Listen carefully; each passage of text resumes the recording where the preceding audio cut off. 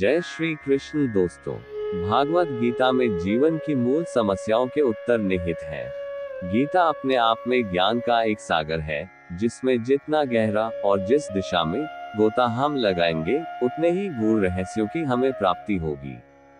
अगर हम केवल गीता का इन श्लोकों को अपने जीवन में उतार ले और इस पर अमल कर लें, तो हमारा जीवन सुधर जाएगा। हम रिश्तों नातों के अतिरिक्त प्रेम की पूंजी को संजोकर रखने में कामयाब हो जाएंगे। भगवान श्री कृष्ण ने गीता सार में कहा है, वा प्राप्यसी स्वर्गम जित्वा वा भोक्ष्यसे महिम तस्मात् उत्तिष्ठ कौन्तेय युद्धाय कृत निश्चय। इस श्लोक में श्री कृष्ण अर्जुन को कहते हैं, यदि तुम अपने स्वधर्म का पालन करते हुए युद्ध में वीरगति को प्राप्त होते हो, तो तुम्हें स्वर्गलोक प्राप्त होगा, और यदि तुम विजयी बनते हो, विजय प्राप्त करते हो, तो तुम पृथ्वीलोक में रहकर स्वर्ग की भांति पृथ्वी का राज भोगोगे। इसलिए हे अर्जुन, उठो और युद्ध करने के निश्चय करो। इस श्लोक से हम सभी को अपने निर्धारित कर्म करने की प्रेरणा लेनी चाहिए, क्योंकि कर्म से ही हमें हमारे अभीष्ट लक्ष्य की प्राप्ति होगी। कर्म ही कालांतर में परिणाम में बदलता है। ये श्लोक भगवत गीता का कुछ अत्यंत अनमोल श्लोकों में से एक है, क्योंकि इसमें स्वधर्म में रहने और स्वधर्म में जीने मरने की बात की गई है। इस श्लोक में अपने लिए निर्धारित लक्ष्य, अपने स्वधर्म की प्राप्ति के लिए खुद को परिश्रम की पराकाष्ठा तक समर्पित करने के लिए प्रेरित किया गया है। इसमें कहा गया है कि हम अपनी जिंदगी में जो भी स्वधर्म या अपना लक्ष्य निश्चित करें, फिर उसकी प्राप्ति के लिए अपने आप को पूर्णतः समर्पित कर दें। हम अपने जीवन में जो भी करना चाहते हैं, जो काम हमें प्रिय है, उस काम को करते रहना, भले ही उसमें हमें बड़ी सफलता नहीं मिले, हमारे जीवन में संतोष और खुशी का कारण बनता है। ऐसे में किसी ऐसे काम को जिसे आप अपने दिल की गहराइयों से करना चाहते हैं, उसे जरूर कीजिए, क्योंकि यही वो काम है जिसे करते हुए उसमें असफलता प्राप्त करने पर भी हमें अपनी जिंदगी में प्रसन्नता तथा आनंद और संतोष की प्राप्ति होती है। और जब किसी भी कार्य में आप अपना सर्वस्व दांव पर लगा देते हैं, तो आप पूरी तरह से असफल कभी नहीं हो सकते हैं। आपको कुछ न कुछ जरूर मिलेगा। नैन छिंदन्ति शस्त्राणि नैन दहति पावकः न चैन क्लेदयन्त्यपो न शोषयति मारुतः। इस श्लोक का हिंदी भावार्थ है, आत्मा अमर है, अर्थात आत्मा न तो मर सकती है, न ही कोई इसे मार सकता है, न तो इसे आग द्वारा जलाया जा सकता है, न ही पानी से भिगोया जा सकता है, न ही हवा द्वारा इसे सुखाया जा सकता है, और न ही शस्त्र द्वारा ही इसका विनाश हो सकता है। लोकेस्मिन् विविधा निष्ठा पुरा प्रोक्ता मयान ज्ञान योगेन सांख्याना कर्म योगेन योगिनाम। इस श्लोक का हिंदी भावार्थ है, इस संसार में ज्ञान प्राप्ति के दो मार्ग या निष्ठाएं हैं। पहला ज्ञानियों और चिंतनशील प्राणियों के लिए ज्ञान योग, और दूसरा मार्ग है कर्मयोग का। कर्मयोग ऐसे प्राणियों के लिए है जिन्हें कर्म में रुचि है। यद्यदाचरति श्रेष्ठस्तत्तदेवेतरो जनः स यत्प्रमाणं कुरुते लोकस्तदनुवर्तते। इस श्लोक का हिंदी भावार्थ है, ज्ञानी व्यक्ति एवं महापुरुष जो आचरण करते हैं, जैसा जैसा आचरण करते हैं, सामान्य मनुष्य भी उसी आचरण का अनुकरण करते हैं। समाज या परिवार के बड़े लोग या श्रेष्ठ लोग जैसा उदाहरण प्रस्तुत करते हैं, अन्य सभी जन उनका अनुसरण करते हैं। इसलिए परिवार, समाज और देश के बड़े लोगों को हमेशा अपने आचरण और कार्य व्यवहार का ध्यान रखना चाहिए। संन्यासम कर्मणा कृष्ण पुनर्योग च शंससि यच्छ्रेया एत्योरेकम तन्मे ब्रूहि सुनिश्चितम। इस श्लोक में युद्ध के मैदान में किन कर्तव्य विमूढ़ अर्जुन श्री कृष्ण से कहते हैं कि हे कृष्ण, आपने पहले मुझे कर्म संन्यास के महत्व के बारे में बताया, फिर आपने मुझसे भक्तिपूर्वक कर्मों के करने का वर्णन किया। अब आप ही मुझे बताइए कि इन दोनों कर्म मार्गों में कौन सा मार्ग अधिक श्रेष्ठ है। श्री कृष्ण जी कहते हैं कि जीवन में संतुलन बनाए रखना बहुत जरूरी है। जब तक मनुष्य के जीवन में संतुलन नहीं रहेगा, वह सुख से अपना जीवन व्यतीत नहीं कर सकेगा। मनुष्य को जरूरत से ज्यादा कोई भी चीज करने से बचना चाहिए और अपनी जिंदगी में संतुलन बनाकर रखना चाहिए। श्री कृष्ण कहते हैं कि स्वार्थी नहीं बनना चाहिए। वे गीता सार में उन लोगों के लिए इस उपदेश के माध्यम से बड़ी सीख दी है कि जो लोग दूसरी की भलाई पर ध्यान नहीं देते हैं और सिर्फ अपना मतलब साधने में लगे रहते हैं, इन स्वार्थी लोगों का कभी भला नहीं हो सकता। इंसान का स्वार्थ उसे अन्य लोगों से दूर ले जाकर नकारात्मक हालातों की तरफ धकेलता है, जिसके चलते व्यक्ति अकेला रह जाता है। वहीं गीता में ये भी कहा गया है कि स्वार्थ शीशे में फैली धूल की तरह है, जिसकी वजह से व्यक्ति अपना प्रतिबिंब ही नहीं देख पाता। वहीं अगर आप चाहते हैं कि आप भी अपना जीवन खुशीपूर्वक व्यतीत करें, तो इसके लिए यह जरूरी है कि आप अपने स्वार्थ को कभी अपने पास नहीं आने दें, क्योंकि स्वार्थी मनुष्य दोस्ती भी सिर्फ अपना स्वार्थ निकालने के लिए ही करते हैं। दोस्तों, हम आशा करते हैं कि गीता के इन श्लोकों को तथा इनको अर्थ सहित पढ़ने के बाद अवश्य ही आपके जीवन में नई ऊर्जा का संचार हुआ होगा। आज भी गीता में बताई गई बातें व्यक्ति के जीवन में सकारात्मक परिवर्तन करके उसे सदाचरण करने व मानव धर्म के मार्ग पर चलने के लिए प्रेरित करती है। भगवान श्री कृष्ण ने गीता सार में कहा है, वा प्राप्यसी स्वर्गम जित्वा वा भोक्ष्यसे महिम तस्मात् उत्तिष्ठ कौन्तेय युद्धाय कृत निश्चय। इस श्लोक में श्री कृष्ण अर्जुन को कहते हैं, यदि तुम अपने स्वधर्म का पालन करते हुए युद्ध में वीरगति को प्राप्त होते हो तो तुम्हें स्वर्गलोक प्राप्त होगा, और यदि तुम विजयी बनते हो, विजय प्राप्त करते हो, तो तुम पृथ्वीलोक में रहकर स्वर्ग की भांति पृथ्वी का राज भोगोगे। इसलिए हे अर्जुन, उठो और युद्ध करने के निश्चय करो। इस श्लोक से हम सभी को अपने निर्धारित कर्म करने की प्रेरणा लेनी चाहिए, क्योंकि कर्म से ही हमें हमारे अभीष्ट लक्ष्य की प्राप्ति होगी। कर्म ही कालांतर में परिणाम में बदलता है। ये श्लोक भगवत गीता का कुछ अत्यंत अनमोल श्लोकों में से एक है, क्योंकि इसमें स्वधर्म में रहने और स्वधर्म में जीने मरने की बात की गई है।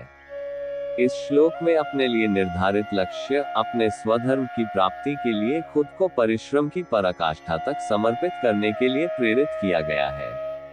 इसमें कहा गया है कि हम अपनी जिंदगी में जो भी स्वधर्म या अपना लक्ष्य निश्चित करें, फिर उसकी प्राप्ति के लिए अपने आप को पूर्णतः समर्पित कर दें। हम अपने जीवन में जो भी करना चाहते हैं, जो काम हमें प्रिय है, उस काम को करते रहना, भले ही उसमें हमें बड़ी सफलता नहीं मिले, हमारे जीवन में संतोष और खुशी का कारण बनता है। ऐसे में किसी ऐसे काम को जिसे आप अपने दिल की गहराइयों से करना चाहते हैं, उसे जरूर कीजिए, क्योंकि यही वो काम है जिसे करते हुए उसमें असफलता प्राप्त करने पर भी हमें अपनी जिंदगी में प्रसन्नता तथा आनंद और संतोष की प्राप्ति होती है। और जब किसी भी कार्य में आप अपना सर्वस्व दांव पर लगा देते हैं, तो आप पूरी तरह से असफल कभी नहीं हो सकते हैं। आपको कुछ न कुछ जरूर मिलेगा। नैन छिंदन्ति शस्त्राणि नैन दहति पावका न चैन क्लेद्यन्त्यपो न शोषयति मारुतः। इस श्लोक का हिंदी भावार्थ है, आत्मा अमर है, अर्थात आत्मा न तो मर सकती है, न ही कोई इसे मार सकता है, न तो इसे आग द्वारा जलाया जा सकता है, न ही पानी से भिगोया जा सकता है, न ही हवा द्वारा इसे सुखाया जा सकता है, और न ही शस्त्र द्वारा ही इसका विनाश हो सकता है। लोकेस्मिन् विविधा निष्ठा पुरा प्रोक्ता मयान ज्ञान योगेन सांख्याना कर्म योगेन योगिनाम। इस श्लोक का हिंदी भावार्थ है, इस संसार में ज्ञान प्राप्ति के दो मार्ग या निष्ठाएं हैं। पहला ज्ञानियों और चिंतनशील प्राणियों के लिए ज्ञान योग, और दूसरा मार्ग है कर्मयोग का। कर्मयोग ऐसे प्राणियों के लिए है जिन्हें कर्म में रुचि है।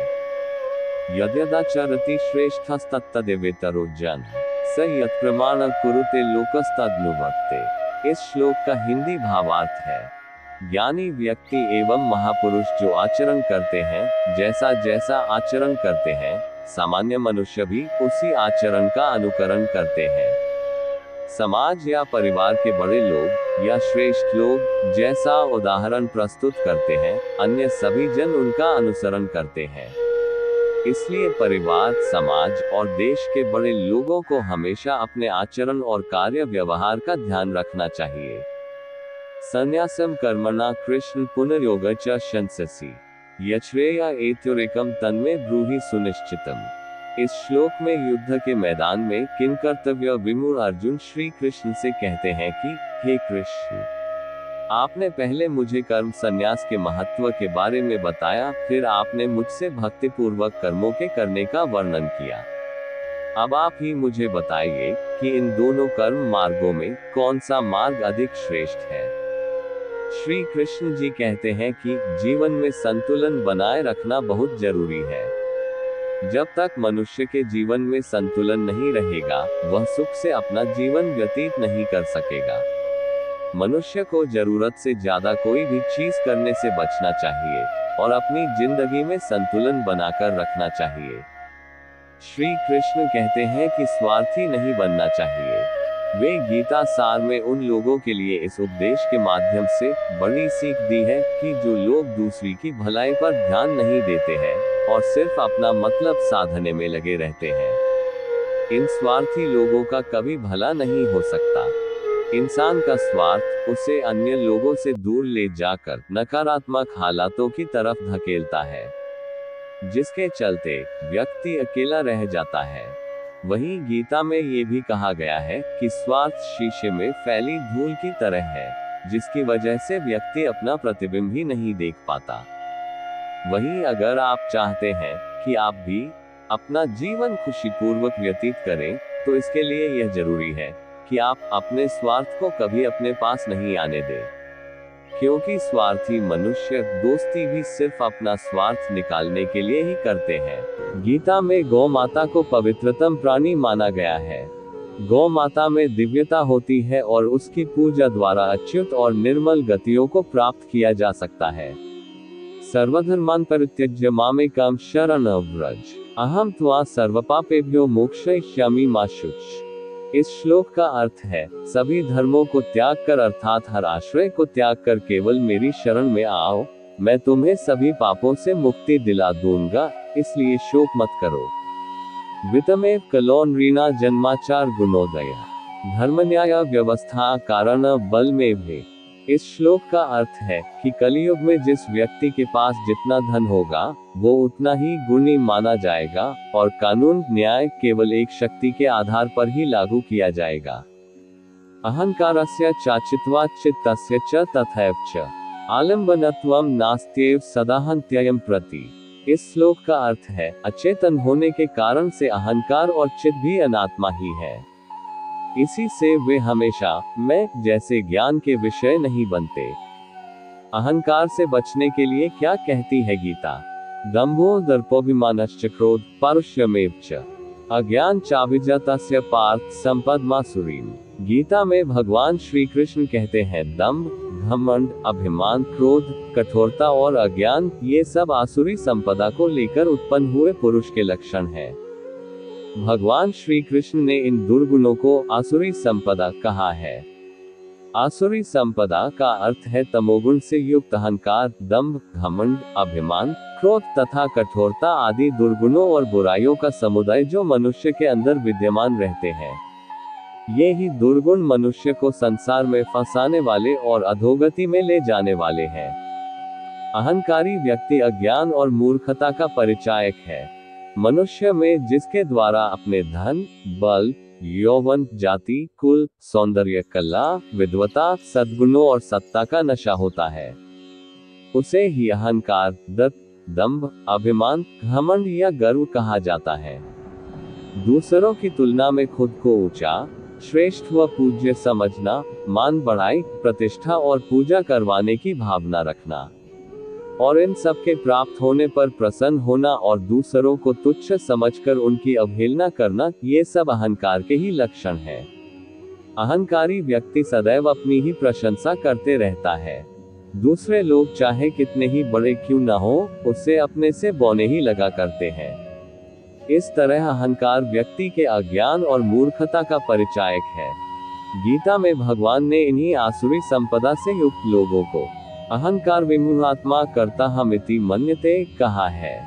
अर्थात ऐसा अहंकारी मनुष्य अज्ञानवश मैं ये हूँ, मैं वो हूँ, ये तू है, ये तेरा है, मैं करता हूँ, ऐसा मानकर हर एक कार्य को अपने द्वारा किया हुआ समझता है। इसलिए कर्म के बंधन में बंध जाता है और कर्मों का फल भोगने के लिए बार बार संसार चक्र में घूमता रहता है। यही उसके दुख व पतन का कारण है। मनुष्य की अच्छाइयों व लक्ष्मी के नाश का कारण है अहंकार। संतों का कहना है कि बकरी मैं करती है इसलिए काटी जाती है, और मैं ना कहती है इसलिए लोग उसे पालते हैं। तुलसीदास जी ने इसी बात को माया का स्वरूप बताते हुए कहा है, मैं अरु मोर तोर तै माया, जेहि बस कीन्हे जीव निकाया। अर्थात मैं मेरा ही संसार में माया का स्वरूप है। गीता में कर्म, ज्ञान और भक्ति, इन तीनों योगों में अहंकार को त्यागने पर विशेष जोर दिया गया है। कर्मयोग में निर्मम निरहंकार होने से मनुष्य को परम शांति की प्राप्ति हो जाती है। ज्ञान योग में निर्मम निरहंकार होने से मनुष्य को ब्रह्म की प्राप्ति हो जाती है। भक्ति योग में निर्मम निरहंकार होने से मनुष्य को परम प्रेम की प्राप्ति हो जाती है। निर्मम निरहंकार का अर्थ है जो अपने पराये मैं मेरापन की भेद बुद्धि से ऊपर उठकर सबके साथ अपने जैसा व्यवहार करता है। अभिमान भगवान से अलग कर देता है। भक्ति में अहंकार भक्ति को तामसी कर देता है। जो लोग ये हट करते हैं कि हम ही सही हैं, ईश्वर उनको छोड़ देता है, क्योंकि भगवान को गर्व अहंकार बिल्कुल भी नहीं सुहाता है। तब तक ही हरिवास है जब तक दूर अगरूर आवत पास गरुड़ के प्रभु हो जावे दूर। भगवान स्वयं अपने भक्तों का अभिमान दूर करते हैं, फिर वह चाहे उनकी अर्धांगिनी सत्यभामा हो, प्रिय गोपियां हो, अभिन्न मित्र अर्जुन हो, वाहन गरुड़ हो या भक्त नारद हो। हमारे शरीर में सबसे हल्की जुबान होती है।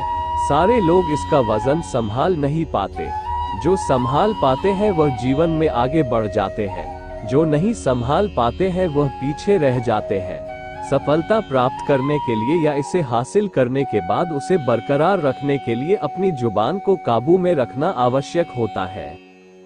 कोई भी व्यक्ति इस दुनिया में हमारा मित्र या शत्रु बनकर पैदा नहीं होता है। हमारा व्यवहार ही उनको मित्र या शत्रु बनाता है। जो व्यक्ति हर वक्त दुखों का रोना रोता है, उसके द्वार पर खड़ा सुख बार बार आकर भी लौट जाता है। समझदार व्यक्ति इस सुख को लपक लेता है। अहंकार को अपने जीवन में अहमियत नहीं देना चाहिए। वक्त के साथ साथ अहंकारी व्यक्ति अक्सर विफल हो जाते हैं। इन 5 जगह पर चुप रहना अच्छा होता है। पहला, जहां आपकी बात को कोई कीमत न देता हो। दूसरा, जहां बोलने के बाद आपको पश्चाताप करना पड़े। तीसरा, आपका बोली से किसी का अगर दिल दुखता हो। चौथा, अगर आप गुस्से में हो, क्योंकि इंसान अक्सर गुस्से में बिना सोचे समझे कुछ भी बोल देता है। पांचवा, जहां आपका बात को समझदारी से सुनने वाला कोई ना हो।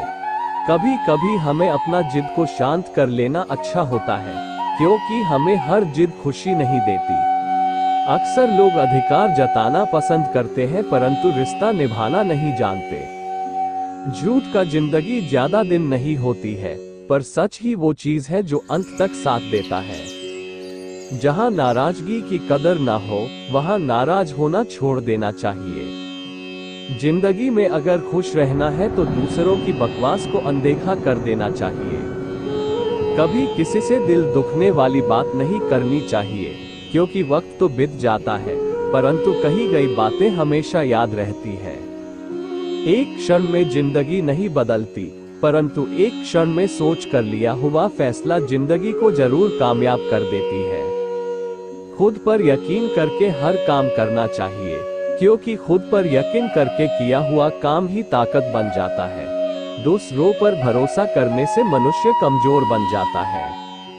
अच्छा इंसान में एक बुरी बात होती है कि वह सबको अच्छा समझ लेता है, जबकि हर व्यक्ति अच्छा होता नहीं। वह इंसान कभी हारता नहीं जिनमें बर्दाश्त करने की शक्ति हो। जो समझ न सके उसके साथ समझौता न करो, इससे अच्छा अकेले रहो।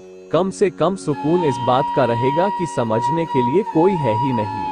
अगर आप किसी का खास बनना चाहते हो तो इतने खास बनो कि संकट के समय में वह भगवान से भी पहले आपको याद करे। श्रीमद् भागवत गीता के अनुसार प्रेम किसी को पाना नहीं बल्कि उसमें खो जाना है। प्रेम वही है जिसमें त्याग हो और स्वार्थ की भावना नहीं हो। भगवत गीता में भौतिक, सांसारिक, स्वार्थपूर्ण प्रेम पर कुछ नहीं लिखा है। भगवान श्री कृष्ण जी ने कहा है, प्रेम वो नहीं जो छीनने से प्राप्त हो। पवित्र प्रेम शब्दों से परे एक एहसास है जो रूह से महसूस किया जाता है, जिसके बिना हमें अपना जीवन निरर्थक लगता है। हम मृतप्राय हो जाते हैं। हम जिससे असली प्यार करते हैं उससे कहते कभी नहीं। जब आप देखते हो कि कोई कुछ कर रहा है तो सोचते हो कि वह क्या कर रहा है, क्यों कर रहा है, कैसे कर रहा है। हो सकता है कि इससे आप दुखी हो, इसलिए इन सब से आप जितना दूर रहेंगे उतना ही खुश रहेंगे। जब अपने परिवार का सदस्य को ही पराये लगने लगे तो समझ लेना चाहिए कि विनाश का समय आ गया है। जिस प्रकार मनुष्य अपने पुराने वस्त्रों को त्याग कर नए या साफ कपड़ा धारण करते हैं, वैसे ही आत्मा अपना भौतिक शरीर को पुराने वस्त्र जैसा त्याग कर अगला जन्म में नया भौतिक शरीर धारण कर लेता है। दूसरे का निंदा सुनकर अपना लक्ष्य त्यागना नहीं चाहिए, क्योंकि जब आप अपना लक्ष्य प्राप्त कर लेते हैं, निंदा करने वाले अपने आप ही बदल जाते हैं, आपको समझने लगते हैं तथा निंदा करना भी छोड़ देते हैं। किसी काम का चिंता करना सही है, पर चिंता इतना भी अधिक नहीं होना चाहिए कि जिसके लिए आपका अपना काम में ही विघ्न पैदा हो जाए। अच्छे नियत से किए गए काम कभी विफल नहीं होता है। मोह उसका करो जिस पर आपका संपूर्ण अधिकार हो, जिस पर आपका अधिकार ही नहीं उसके लिए आपका मोह निरर्थक है। परमात्मा कभी किसी का भाग्य नहीं लिखते हैं। जीवन के हर एक कदम पर हमारी सोच, हमारा व्यवहार और हमारा कर्म ही भाग्य तय करता है। आत्मा न जन्म लेती है, न मरती है, न इसे जलाया जा सकता है, न ही पानी से गिला किया जा सकता है। आत्मा अमर और अविनाशी है।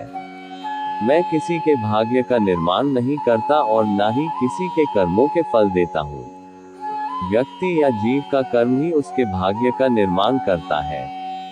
तुम उसके लिए शोक करते हो जो शोक करने के योग्य नहीं है, और फिर भी ज्ञान की बातें करते हो। बुद्धिमान व्यक्ति ना जीवित और ना ही मृत व्यक्ति के लिए शोक करते हैं।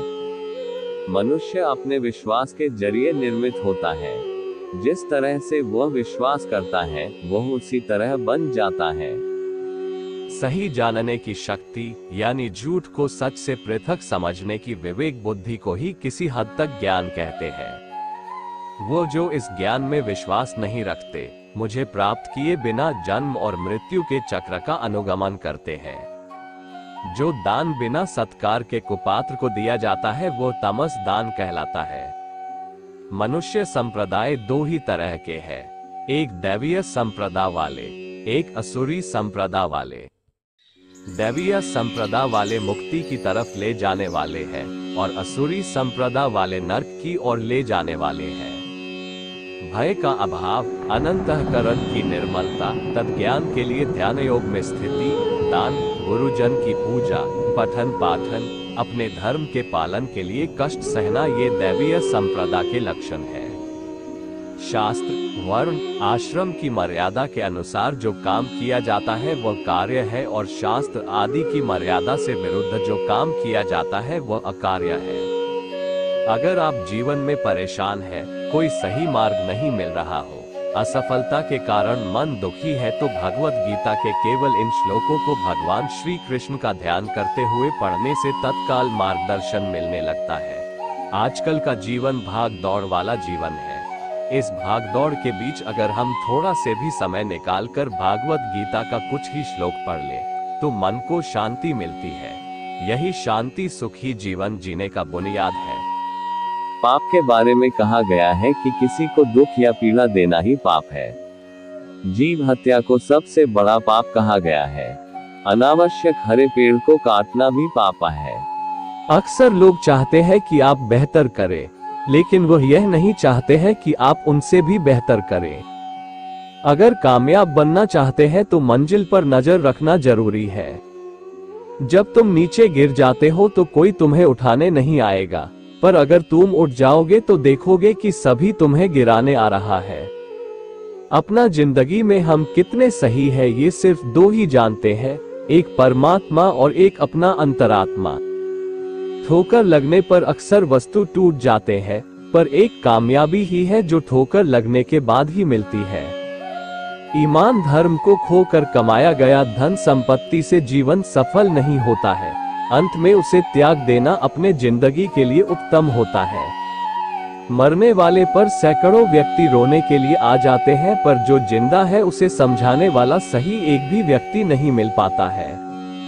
खूबसूरत शख्स का सूरत भी एक समय वृद्धावस्था में आकर बिगड़ जाता है, ताकतवर या शक्तिशाली जिस्म भी एक दिन ढल जाता है। इंसान सिर्फ एक ही बात से अकेला पड़ जाता है जब उसके अपने ही उसे गलत समझने लगते हैं और उसे त्याग देते हैं। जिंदगी में अगर आपको किसी चीज से डर लगने लगे तो उसे हावी मत होने देना चाहिए, बल्कि उस पर हमला करके उसे खत्म कर देने का कोशिश करना चाहिए। सफलता की असली कीमत सिर्फ मेहनत और समय होता है। जितना बड़ा आपका सपना होगा उतना ही मेहनत और समय आपको उन चीजों में आपको देना पड़ेगा। आप सिर्फ उन बातों का जिम्मेदार होते हैं जो आपने कही हो, उसका नहीं जो लोगों ने कही हो। दुनिया भर की अच्छी चीज को छोड़कर जो इंसान सिर्फ नकारात्मक बातों के ऊपर ध्यान देता है, वो उस मक्खी की तरह होती है जो पूरे जिस्म को छोड़कर सिर्फ जख्म के ऊपर बैठता है।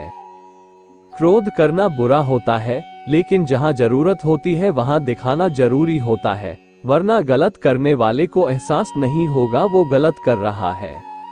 इस दुनिया में दो तरह के लोग होते हैं। पहली तरह का छोटी सी मुसीबत आने से डर जाते हैं, घबरा जाते हैं, दुखी हो जाते हैं। दूसरा वह लोग जिसके जिंदगी में कितना ही मुसीबत आ जाए वह खुश रहता है, खुद को संभाल लेता है। एक वो जिसके पास सब कुछ होता है पर हमेशा दुखी दिखते हैं, और दूसरा वह जिसके पास चाहे कुछ भी ना हो वह खुश ही दिखते हैं। अगर आप किसी भी व्यक्ति को माफ करते हो तो आप समझदार हो, अगर दूसरी बार माफ करते हो तो आप नर्म दिल हो, अगर आप तीसरी बार भी माफ करते हो तो आप सबसे बड़ा बेवकूफ हो। मजाक और पैसा सोच समझकर उड़ाना चाहिए। इन दोनों चीजों का सच्चा कीमत जानना चाहिए। समझदार तथा ईमानदार व्यक्ति को अपना काम खुद से ही करना चाहिए। जो व्यक्ति वक्त के भरोसे में बैठा रहता है उसे धोखा ही मिलता है। किसी भी अच्छे समय का इंतजार नहीं करना चाहिए, आपको खुद ही समय को अच्छा बनाना चाहिए। समय का सही तकाजा जानकर उसे समझकर हर काम तुरंत कर लेना चाहिए। ऐसा करने से अपने जीवन में सफलता मिलती है। क्रोध से भ्रम पैदा होता है और भ्रम से चेतना में घबराहट। अगर चेतना ही घबराया हुआ हो तो बुद्धि तो घटेगी ही, और जब बुद्धि में कमी आती है तो एक के बाद एक गहरे खाई में जीवन डूबती चली जाती है। मनुष्य के लिए मन बंधन का कारण है और मन मुक्ति का कारण। मन वस्तुओं की भावना में लीन रहे तो बंधन का कारण है, और अगर मन वस्तुओं की भावना से अलग रहे तो वह मुक्ति का कारण है। वह जो अपने भीतर अपने स्वयं से खुश रहता है, जिसके मनुष्य जीवन एक आत्मज्ञान है, और जो अपने खुद से संतुष्ट है, पूरी तरीके से तृप्त है, उसके लिए जीवन में कोई कर्म नहीं है। अपनी इच्छा शक्ति के माध्यम से अपने आप को नई आकृति प्रदान करें। कभी भी स्वयं को अपना आत्मा इच्छा से अपमानित न करें। इच्छा एकमात्र मित्र होता है स्वयं का, और इच्छा ही एकमात्र शत्रु है स्वयं का। सिर्फ वासना ही है जिसका जन्म चीजों के जुनून के साथ संपर्क होने के लिए हुआ है, और बाद में ये क्रोध में परिवर्तित हो जाता है, और जो सभी इस दुनिया के भक्षण पापी दुश्मन है। हमारी गलती अंतिम वास्तविकता के लिए ये ले जा रहा है। जैसे सपने देखने वाला ये सोचता है कि उसके सपने के अलावा और कुछ भी सत्य नहीं है। हम कभी वास्तव में दुनिया की मुठभेड़ में घुसते, हम बस अनुभव करते हैं अपने तंत्रिता तंत्र को। अगर आप जीवन में परेशान हैं, कोई सही मार्ग नहीं मिल पा रहा है, असफलता के कारण मन दुखी है, तो भगवत गीता के केवल इन सार को भगवान श्री कृष्ण का ध्यान करते हुए सुनने से तत्काल मार्गदर्शन मिलने लगता है। दोस्तों, आज का गीता सार पाठ यही समाप्त करते हैं। मुलाकात होगी अगली एपिसोड में। तब तक के लिए जय श्री कृष्ण।